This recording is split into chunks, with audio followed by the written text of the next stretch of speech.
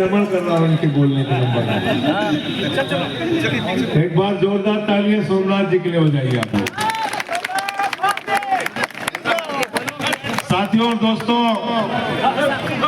आज मैं आपके बीच में टाइम से इसलिए नहीं पहुंच पाया कि नई दिल्ली विधानसभा में भारतीय जनता पार्टी के गुंडों से लड़ रहा था, तो उन गुंडों से लड़ाई लड़ने में थोड़ा लेट हो गया, इसलिए आगे 2 सभाएं मेरी और है। कालका जी भी जाना है और ओखला भी जाना है। तो जिंदगी का ज्यादातर समय बीजेपी के गुंडों से लड़ने में ही बीत रहा है। उसकी कोई चिंता नहीं है, सबके साथ मिलकर लड़ना है ना। साउंड थोड़ा बढ़ा दो भाई, बढ़ा दो।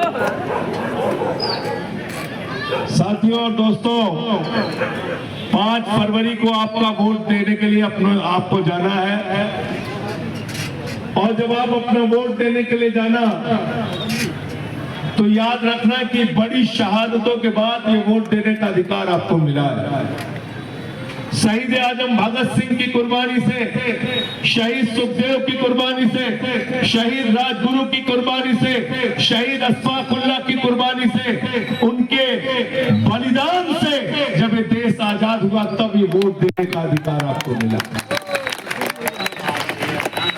और जब ये देश आजाद हुआ, मौलाना अबुल कलाम आजाद ने, राष्ट्रपिता महात्मा गांधी ने, बाबा साहब डॉक्टर भीमराव अम्बेडकर जी ने ये सोचा कि ये देश चलेगा कैसे, तो उसके लिए एक संविधान बनाया। बीजेपी से मेरी लड़ाई क्या है? बीजेपी से एक ही बात की लड़ाई है। मोदी जी कहते हैं मेरे हिसाब से जागो, मेरे हिसाब से सो, मेरे हिसाब से खाओ, मेरे हिसाब से पहनो, मेरे हिसाब से चलो, मेरे हिसाब से झुको, मेरे हिसाब से उठो। मैंने कहा मोदी जी, ये देश नरेंद्र मोदी के फरमान से नहीं, बाबा साहब के संविधान से चलेगा। गलत तो नहीं कह रहा हूं, गलत तो नहीं कह रहा हूं। किसी मोदी के फरमान से देश चलेगा क्या? मैंने नारा लगा दिया पार्लियामेंट में, मोदी अडानी भाई भाई, देश बेच के खाई मलाई। मुझसे नाराज हो गए, बोले 6 महीने जेल में डालो इसको, सिसोदिया को जेल में डालो, संजय सिंह को जेल में डालो, सत्येंद्र जैन को जेल में डालो, अरविंद केजरीवाल को जेल में डालो। हमारी पूरी पार्टी को खत्म करने की कोशिश की गई, लेकिन मैंने कहा 6 महीने नहीं, पूरी जिंदगी भी जेल में रखोगे तो तुम्हारे आगे झुकेंगे नहीं। लड़ेंगे, लड़ेंगे, लड़ेंगे, पीछे तक आवाज आनी चाहिए, लड़ेंगे, लड़ेंगे। संजय सिंह, संजय सिंह, संजय, ये सोमनाथ भारती है, इनका पार्टी में हम लोग कई बार मजाक उड़ाते हैं। क्या मजाक उड़ाते हैं?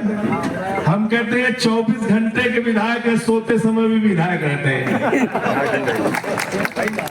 रात में 3 बजे भी फोन कीजिए और कोई इमरजेंसी हो तो सीना तान के आपके लिए सोमनाथ भारती खड़े रहते। नहीं खड़े रहते? बताओ, खड़े रहते नहीं खड़े रहते? जिस आदमी ने 11 साल से आपकी मजदूरी की है, उसको मजदूरी मिलनी चाहिए कि नहीं मिलनी चाहिए? 11 साल आपकी सेवा की है तो मजदूरी मिलनी चाहिए कि नहीं मिलनी चाहिए?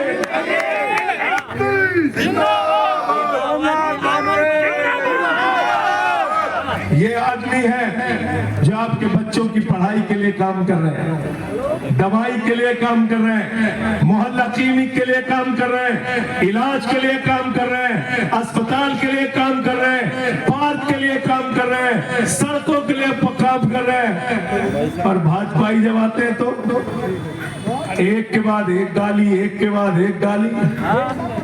संजय सिंह को गाली दो, केजरीवाल को गाली दो, सोमनाथ भारती को गाली दो, आतिशी को गाली दो।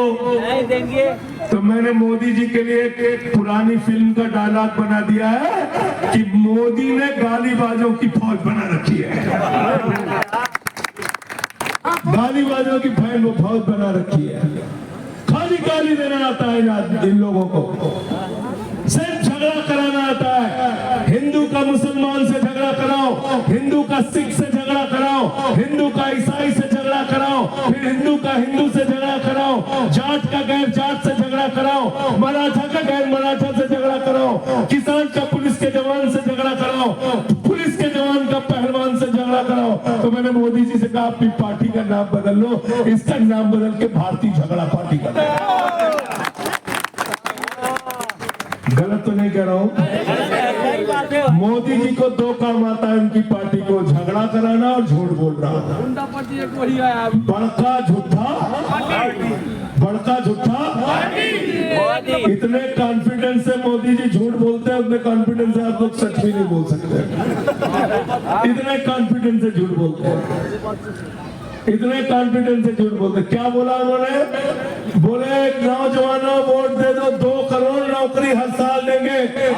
22 करोड़ नौकरी मिल गई क्या? नहीं मिली। किसको नौकरी मिली?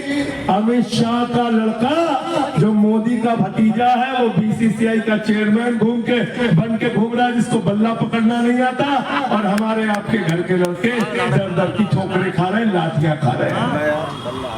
खा रहे नहीं खा रहे? बोले इतना काला धन लाएंगे, इतना काला धन लाएंगे, हर आदमी के खाते में कितना जमा हो जाएगा?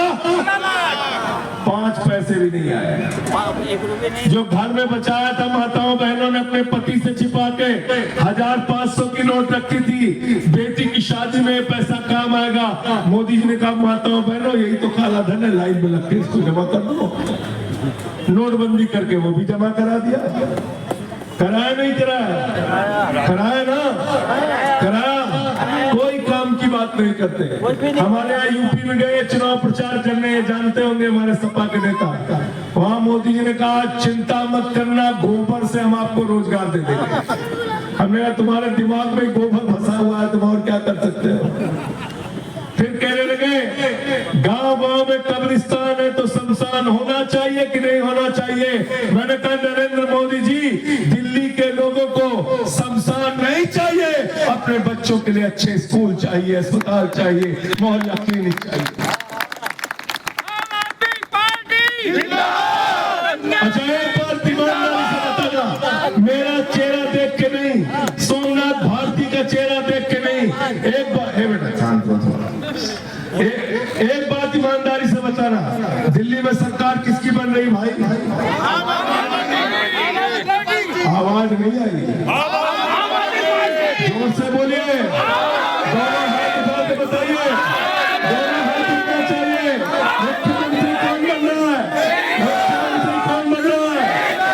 मुख्यमंत्री कौन बन रहा है?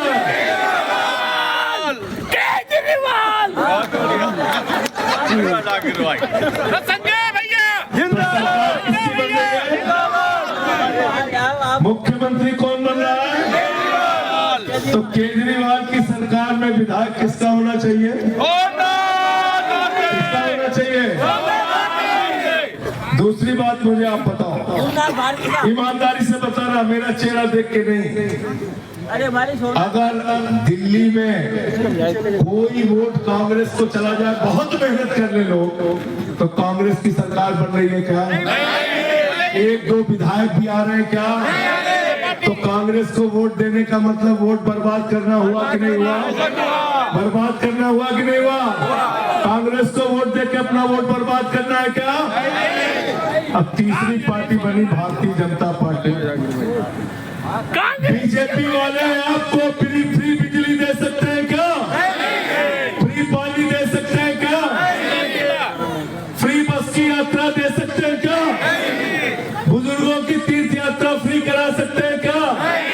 अगली गारंटी केजरीवाल की आ रही है, 8 फरवरी को मुख्यमंत्री बनने के बाद हर महिला के खाते में 2100 रुपए महिला सम्मान राशि।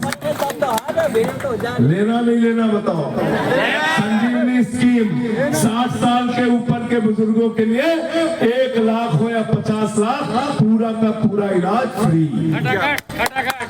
ये है संजीवनी स्कीम। ये है संजीवनी स्कीम। हम मुद्दों की बात करते हैं। केजरीवाल का बटन दबाने से, झाड़ू का बटन दबाने से, सोमनाथ भारती का बटन दबाने से हर महीने 25,000 रुपए की बचत होगी।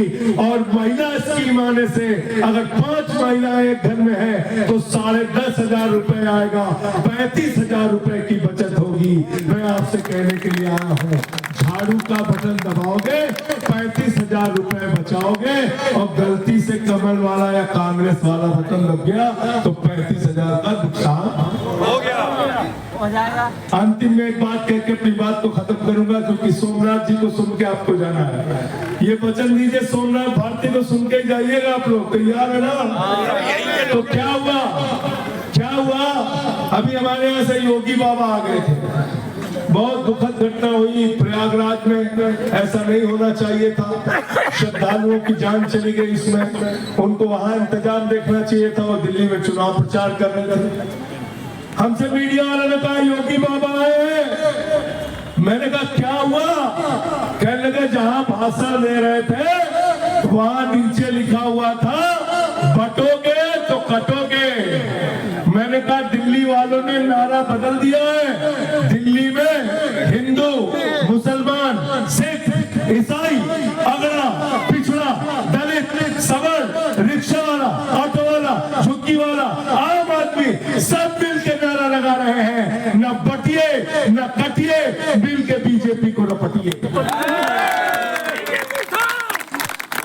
हाँ तो जाके बताओ रपटना है कि नहीं रपटना है? एक भी हाथ नीचे नहीं रहना चाहिए। मोहब्बत की बुनियाद पे हिंदुस्तान आगे बढ़ेगा, एकता की बुनियाद पे हिंदुस्तान आगे बढ़ेगा, भाईचारे की बुनियाद पे हिंदुस्तान आगे बढ़ेगा। और उसका चुनाव निशान क्या है? क्या चुनाव निशान है? झाड़ू बहुत काम की चीज होती है। घर की सफाई करनी हो तो क्या चाहिए? मोहल्ले की सफाई करनी हो तो क्या चाहिए? दिल्ली की सफाई करनी हो तो क्या चाहिए? देश की सफाई करनी हो तो क्या चाहिए? और भाजपाइयों के दिमाग का भूत उतारना हो तो क्या चाहिए? भूत उतारना है कि नहीं? 5 फरवरी को झाड़ू का बटन दबा के बीजेपी के दिमाग का भूत उतारना है। आप सबका बहुत बहुत शुक्रिया, बहुत बहुत धन्यवाद। अब सोमनाथ भाई, संजय भाई जिंदाबाद, सोमनाथ भाई जिंदाबाद, सोमनाथ भाई जिंदाबाद। इसको आपको कराना, बहुत बहुत शुक्रिया।